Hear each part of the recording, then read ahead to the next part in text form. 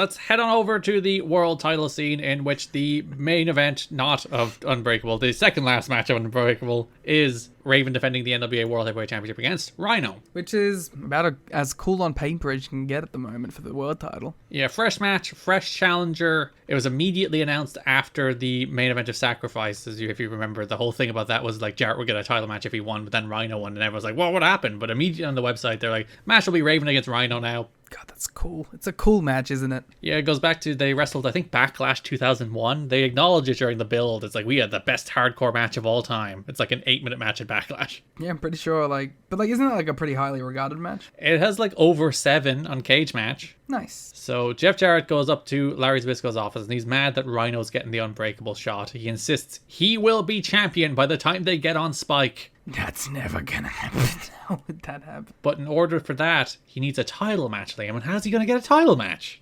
He's going to ask Rhino very nicely. So that is what Larry says. He's like, listen, Rhino has the shot. If you can convince Rhino to give up the shot, you got the shot. Mm-hmm. So then Rhino conveniently walks right in frame that second. And Jarrett does his pitch. He's like, buddy, you and me are pals, right? Buddies, we've been teaming. The thing going on here, I need to be champion on Spike. So how about you step aside, and when I win, you can get your shot then. Deal? Deal? Deal? And Rhino's like, deal. You can get your shot after I win at Unbreakable. I like it, though.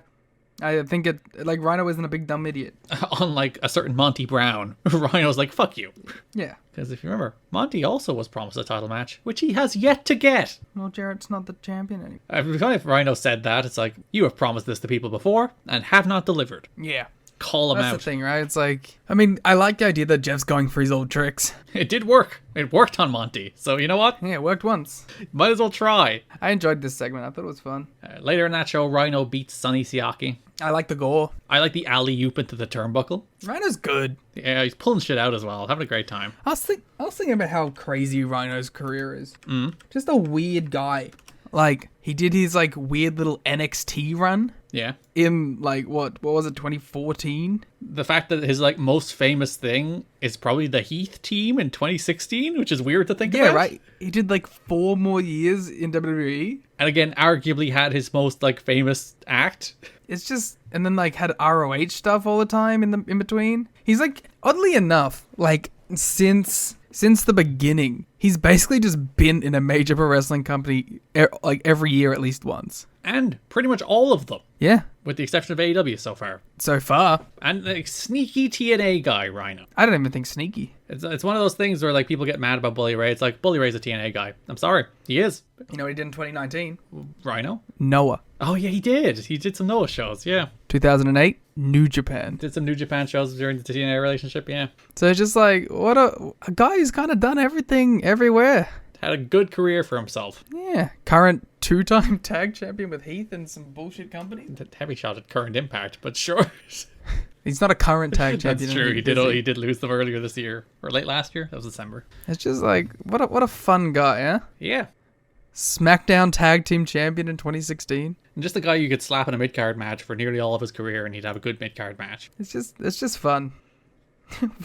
Garrett, can you name every SmackDown tag title match he had? No. Let me tell you the teams he wrestled in the SmackDown tag team titles. I don't think I could name any SmackDown tag title match he had. Never mind all of them. He was the first SmackDown tag team titles champion. Naturally. Which was an upset. The people didn't expect him to win that, but they got over. Yeah, but and because they beat freshly heel Usos in the finals. And then they defended the titles against the Ascension. And then they defended the titles at No Mercy against the Usos before defending the titles in one of the weirdest matches I've ever seen on paper. 2016 SmackDown. Heath Slater and Rhino defeat the Spirit Squad to retain the SmackDown tag team titles. I forgot when they dug the Spirit Squad up a little bit. Yeah, they did, because they brought him in to team with Miz against Dolph. And then poor Kenny quit his real life job because he thought he was getting re-signed. And then they never re-signed them. He did a run as an agent, though, didn't he? I believe so. Is he still there as an agent? I don't know.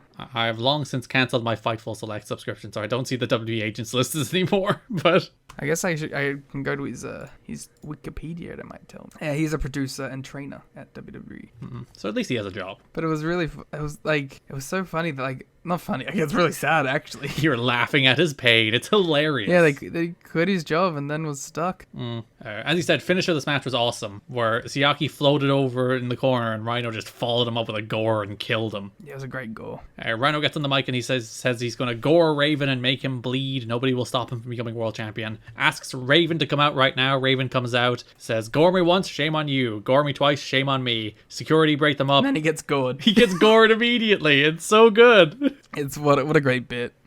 Because like security were holding back Raven, but Rhino just gores him.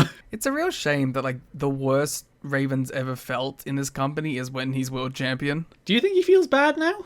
I'm not into it. Because like, you know, we've been very high on Raven since the moment he stepped in this company, right? Like he was like our wrestler of the year like twice, or in the discussion at the very least. We were high on the Waltman match and like thought he like peaked as well as he could going into Slammiversary given the circumstances. Yeah, but like he's champion now, and I just think he's lost a lot of the coolness that he had.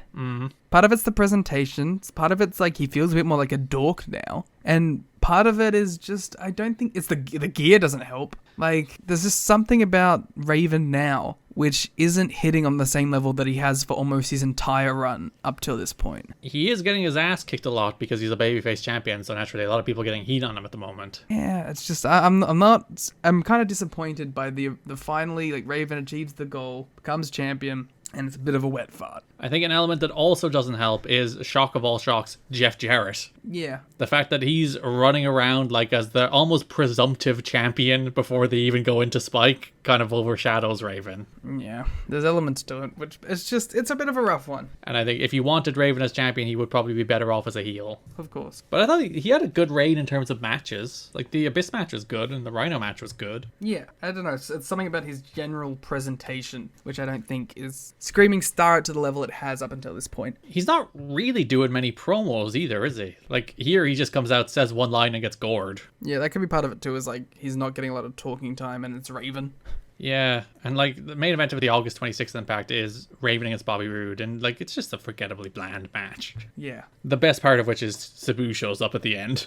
A lot of the best part of Impact is just Sabu shows up. Sabu is one of, like, he's the opposite of Raven, where it's like anytime he's on the screen, it's like, hell yeah, Sabu is here. Sabu should be champion. There's just energy when Sabu is on the screen. Yeah. PD pushed Raven into the post on the floor. Ref got bumped. PD attacked the hockey stick, but Cassidy Riley made the save. Raven wins with the Raven effect. Rhino jumps Raven after the match. Raven gets the better of him. Abyss then jumps Raven. Lights out. Sabu clears house. My favorite part after, like, there was a minute left on the show, so clearly something ran short, and they just held on Raven and Sabu celebrating for much longer than they usually do at the end of any match. It just hangs around. Yeah, they were just hanging out. They weren't even doing anything. Like, they're just kind of hanging around, high-fiving, being happy. They wanted that they ran off some people. You gotta love their, like, support. And, you know, the way this show is paced, it's like, it's always like, they never do that. Like, once the segment... it's always, like, hard out on, like, normally a brawl or something. And this one was just, hey, Sabu and Raven are here. Hanging. And sometimes, like, mid-angle, it's like hard out on Michael Shane about to super kick Tracy. Yeah, exactly. But he was just like, we'll hang around. Very interesting and different. On the September 2nd Impact, Jarrett comes up to the Three Live Crew, up to BG and Ron. He's peddling his conspiracies. He's like, everybody's going to be fired. They're going to replace all of you. You should all join me. No one's falling for that trick, Jarrett. He does at least raise a valid point that, like, the second they got back together, they were forced to wrestle each other in a tournament. It's like management's fucking with you. I thought about that too. It's like, that's actually a good bit for a dude who's peddling conspiracies to be like, look, you guys are back on the same page for the first time in months, and the first show after that, you're booked to wrestle each other? Guys, they're out to get you. Yeah, I mean, yeah, exactly right. Like, I legitimately thought of that exact same point. I was like, damn it, he might be right. And to put, like, matters further, too, Conan and Kip James are booked to wrestle each other, too. So they're really just pouring salt into the wounds. Management are out to take down the Three Live Crew. Jarrett's right. I'm going to isolate that clip. Jarrett is right. Yeah. I'll never say it again. You said it twice. That's all I need. No, you tricked me. Conan walks up and he's like, fucking, after all the Kip stuff, now you're talking to Jarrett? Which is a great point, too. Yeah, and BG and Ron are like, you know, he makes some sense. And Conan, once again being the smartest person in the room at all times, is like, no, fuck that guy. Conan's kind of great. He's always like, just as I said, he's the smartest guy in the room. He sees through everybody's bullshit. He is the one true worker. In a business full of marks. Main event franchise main event of the go home show, that is. Franchise has Jarrett beforehand. He doesn't do a particularly meaningful promo. When I said there's two kinds of promos, this is the first one where nothing is said and nothing matters. But he will be at Unbreakable, I guess, is the point of this one. Thanks, Jeff. God forbid we have a pay-per-view without him. Raven and Sabu versus Abyss and Rhino is the main event of the go home show, because both have single matches on the pay-per-view. Classic Garrett special. Again, there's people who would give out about stuff like this, and I'm like, no, I don't care. It's a cool tag match. Yeah, and it's an interesting tag match because you're like, ooh, who's going to win in this segment, right? It is the one where it's like, this is definitely going to end in a DQ, but it doesn't. No, it's just a regular match. Like, Sabu starts chucking chairs at people during it, and that still doesn't end in a DQ. When that happened, I was like, I was like, did I miss this getting announced as like Raven's rules or some shit? Every Raven match is Raven's rules. Perfect. There are no laws. Raven sidesteps a gore as Rhino accidentally gores Abyss, and then Sabu falls with an Arabian facebuster to pin Abyss. Which is not the result I expect. Who did you expect to get pinned? I think I expected Rhino to pin Sabu. That would have made sense. But I guess Sabu was then pinned at the pay-per-view, so they're probably evening that out a little bit. Makes sense. Don't hate it. Just was not like the result. When it happened, it's like, oh. And then they immediately got the heat back anyways. Yeah, Rhino goes Sabu, Abyss hits Raven with a chair a few times. And that's our show, leading us to Unbreakable. I realized we also just talked about the entire build to the Sabu, so we'll talk about that match too here. Yeah, it works out well. Abyss defeats Sabu in an ODQ match. This match fucking owns. It is Abyss, who is great, against Sabu, who was great, in a plunder match, which is great. So we just gave TNA some credit about being restrained in their plunder and reserving it for Raven. They do not do that on this show. No, but it's better off because this match is better because of plunder, so thumbs up. Yeah, this match rocks. Yeah, Sabu just kind of fucking works his ass off in this one, and Abyss is doing crazy bumps. They're like, they actually have like this kind of remarkable chemistry together too while they're doing it. It's a lot of fun. This is like one of those, when we finished watching it, I was like, this is one of those like hidden gems that I'm sure like not a lot of people remember or have seen, but like if you haven't, go back and watch it because it does rock. Because like their Barbed Wire Massacre match later in the year is naturally their more famous match. And even like the Monsters Ball at Bound for Glory, which has both of them in it, and also Jeff Hardy and Rhino, is a much more famous match. But this also rocks. Yeah, there's also rocks. Maybe these two just are good together. I mean, they do have good chemistry. It's one of those things. It's like if you think about like what's basically the best case of an Abyss and Sabu match, it's basically this. Yeah. They just go out, they do wacky plunder. Abyss does his like pendulum belly to belly out from the inside to out, sending Sabu through 2 tables. Looked like it sucked. He ate shit. It's great.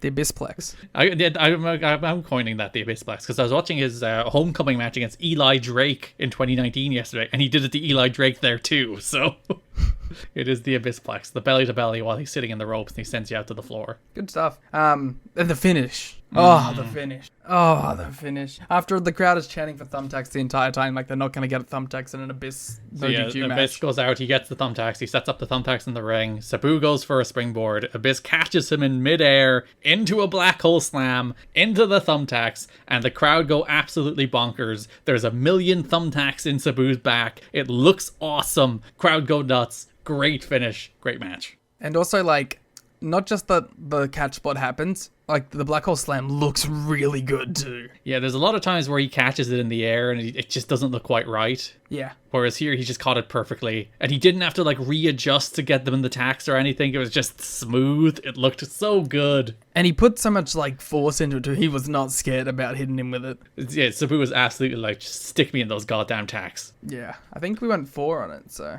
Yeah, I went 4. It's a great plunder match. Go check it out. 4 from both of us. That's when I was mentioning watching that Undertaker Mick Foley video where they're talking about Hell in a Cell, and he's talking about how he took a bump into the tacks and he didn't hit the tacks in a way he was satisfied with. So he was like, oh, the chokeslam into the tacks was inaudible because I was mad I didn't get enough tacks. Sick wrestler brain. Because Mick Foley is the best. And then the main event for the NWA World Heavyweight Championship. It's not the main event. It's God damn it. The co-main event, which of course means there is no main event. Second from last, Raven defeats Rhino in Raven's Rules to retain the NWA World title. I watched this match twice. Didn't change my opinion on it. It's a good match, but nothing special. It's still just good. It's just good. And we left it going. That was a good match, but like it's not blow away. It's not like this crazy unsung plunder match like Sabu and Abyss is. Or even like Raven and Waltman end up being. Yeah, exactly. Like, they just have a good match. They use some interesting, diverse weapons, which is always stand out. They don't, like, double up with the stuff that Abyss and Sabu did, really. Had some cool interference spots. I love, I'm pretty sure it is a callback to the Backlash match with the gore into the shopping cart. Because I'm pretty sure they do that exact spot in that match, and it looks better in that match, because I think, if I remember, Rhino just, like, goes into the shopping cart. Yeah. This one, he just kind of collides with it. But it's fun. You get lots of run-ins from Jeff Hardy, Jeff Jarrett, Cassidy. Everyone's out for this match. I do appreciate you mentioned weapon diversity. Like here, they use a keg, they use a pizza cutter, they use some staplers, and they use the shopping cart. It's like, because every WWE hardcore match you watch is just kendo sticks and chairs. Yeah, it's the same weapons over and over again. It's like, bring something new and different and try something, not just the same kendo stick shots you've seen 7 million times. And remember, if you want weapon diversity, make sure you buy AW Fight Forever using code "You've Got to Be Kidding Me" for 10% off. People are gonna be so confused trying to put that. One, it's a ton of letters, so it's like it'll take them ages to put in like a console keyboard. But then remember, you gotta put in "You've Got to Be Kidding Me," starring Garrett and Liam, the best TNA wrestling podcast going. Fuck you, Brian Alvarez. CM Punk was right. That's the full code. Put it in.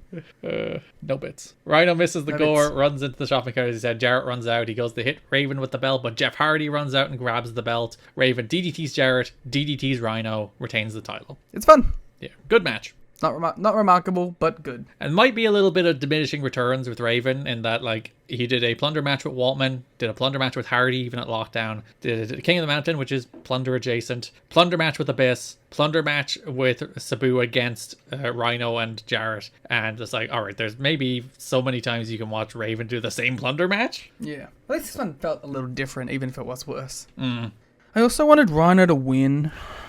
He really turned on Raven. I really wanted Rhino to win. You know what the problem is? And I thought this during the match. I was like, Raven was the coolest guy on the roster, but Rhino's come in and now Rhino's the coolest guy on the roster. Yeah, it's a classic shiny new toy effect. You're like, Raven is the Woody to Rhino's Buzz Lightyear. Yeah, he is. It's true. You can see Raven sadly falling to the bed as you play with your Rhino action figure. I don't want to play with you anymore. Evermore.